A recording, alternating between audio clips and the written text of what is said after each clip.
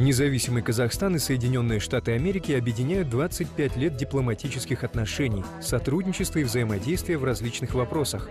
В юбилейный год нашу страну посетила крупная делегация женщин-лидеров в сфере науки, технологий, инженерии и математики. Представители различных лидирующих тек-компаний США, включая Apple, LinkedIn, Mozilla, Symantec и Yahoo. Но за последние 25 лет наши двухсторонние отношения мы тесно сотрудничали во сфере инноваций. И поэтому мы пригласили эту делегацию не только американских женщин, а женщин тоже из Казахстана, из региона, которые работают в сфере технологии. Потому что мы видим, что здесь в Казахстане развивается инновация, технология, здесь огромный интерес. И здесь у нас что-то меняется, у нас опыт, у вас опыт.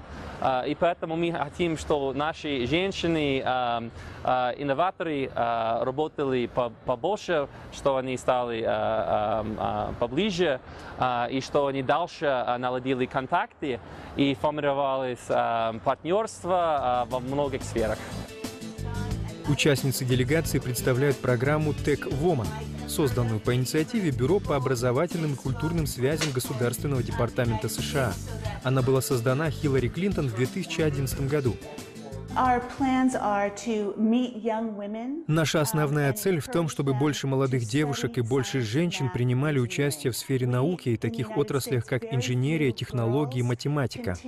Сейчас проблема в Америке заключается в том, что очень мало девушек после окончания школы продолжают обучение в университетах, и поэтому мы хотим, чтобы и в Америке, и в Казахстане девушки продолжали обучение и работу, строили карьеру в этой сфере. И мы надеемся, что со временем эти женщины займут руководящие позиции в этих отраслях и привнесут женский взгляд на эти вопросы и область наук.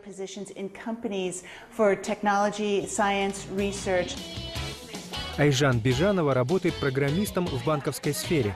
Она одна из 4 казахстанок, которые прошли конкурсный отбор и смогли принять участие в программе Tech Woman. Всего в программе участвуют 100 девушек из 20 стран мира.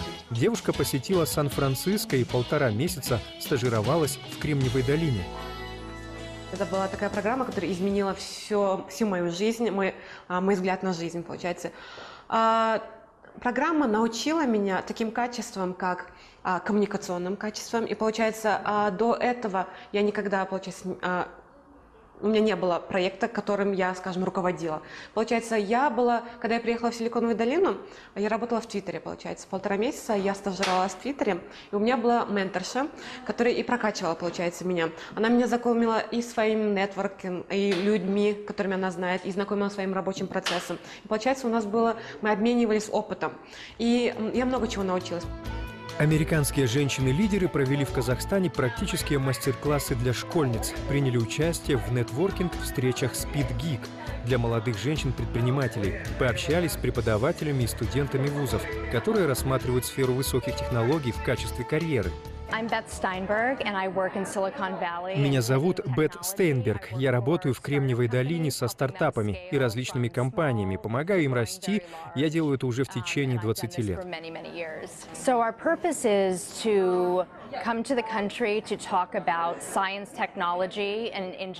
Основная цель визита — рассказать людям и заинтересовать женщин в получении образования в сфере науки, технологий, инноваций и математики.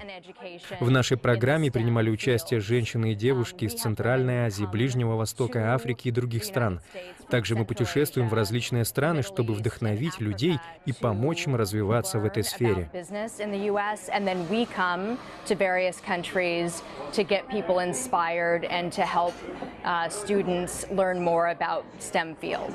Я могу сказать, что я отметила, что у вас очень сильная система образования, и поэтому кажется, что женщины и девушки уже они не стесняются учить науку, математику и, надеюсь, инженерское дело и так далее. И поэтому я надеюсь, что будущее Казахстана очень яркое.